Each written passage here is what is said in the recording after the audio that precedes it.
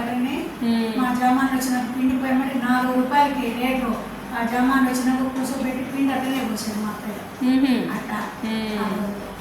ఇప్పుడు ఎవరు చేయలేకపోతున్నారు మా అమ్మ, ఇంకంత పనులు అవి చేయలేకపోతున్నారు, తీసేస్తున్నారు. వాళ్ళు ఉండట్లా, పనాడు దొరకట్లా అసలు.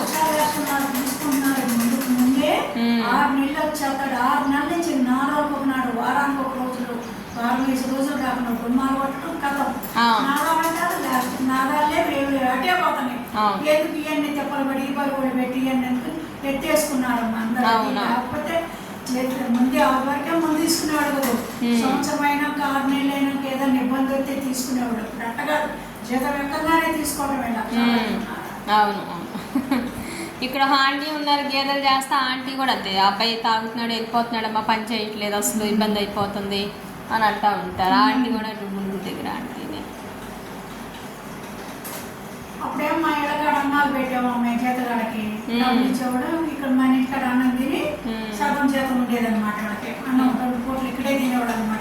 అవునవును, ఆ రోజులు అది వెనక చేలో వాళ్ళకి, ఇంట్లో పాలకి అందరికి వంట.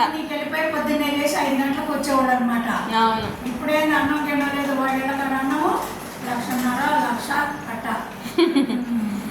ముందు ముందే అడ్వాన్స్ తీసేసుకోవాలి.